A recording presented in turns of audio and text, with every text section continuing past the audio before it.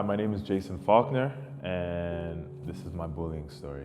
This actually happened, this was actually probably like a year prior. It was like a build-up. I remember I was in grade 5, and there was a guy, I've never met him in my life. I don't know why he came to my school, but he came looking for me. And I was like, yo, who is this guy, first of all? But I do remember there was a girl that liked me, and I was in grade 5, and I wasn't interested in her, and I didn't like her. So I guess she was upset, and she told some guy in her neighborhood that he was gonna come and beat me up. And I was like, yo, I don't care, whatever. So this one day I was at school, and this guy showed up out of nowhere saying that he was looking for me and he wanted to fight me. And I'm like, yo, I don't know this guy. And this was at like lunchtime. And I thought it was over. And we had a play day where we go to the middle school of the school that we were going to go to in the fall, and we had this play day. And we went, and I remember I walked into school, I was going to get a drink of water, and I see the same guy walking in the hallway, and he came up to me and was like, yeah, I remember you. I'm like, yo, I don't even know you. Like, who are you? Anyways, I ended up going to the school the next fall in September, and it continued for like 2 weeks straight. And I didn't know this guy at all.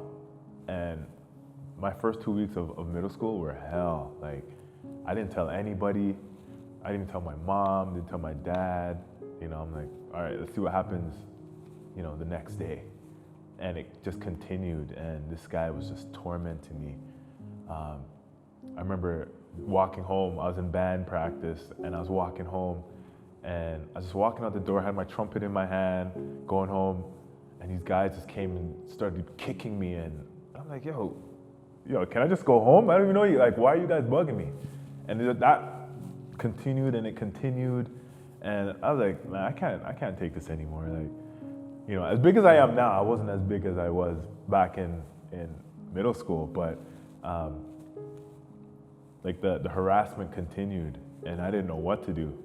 And I just came to a point where I was like, I just gotta tell somebody, because school's supposed to be a safe place. You go to school to learn, you go to school to make friends, and just enjoy being around people. And I wasn't enjoying that. And that was like the first 2 weeks of school. And I'm like, if this is what school is like, I don't want to be here. And I decided I was going to tell my teacher. And I'm like, sir, I don't know what's going on. This is my second week in school, and these guys are bugging me every day. Like, they're threatening me, they're beating me up, they're kicking me, and I don't even know these guys. And I think that was the biggest thing for me, is to actually speak up and tell somebody, because in certain situations, people tend, especially nowadays, no one wants to speak up. They think that you're snitching, or, you know, they think that you're a tattletale and, you know, throwing people under the bus. But then, you know, the thing is, you always hear on the news, you know, someone comes to school with a gun or a knife, or, you know, unfortunately, some kids commit suicide because of what's happening in school, and they're not speaking up. And for me, I knew I was speaking up. I had to advocate for myself, you know what I mean? So I had to tell someone, so I told my teacher.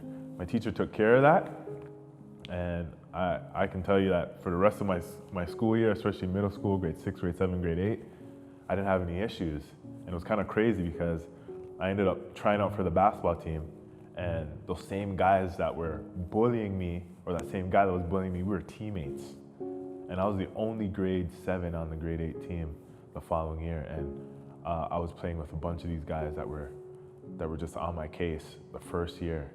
And you know, I was able to get over it, but again, I had to focus my energy on other things, like sports. Sports was huge for me.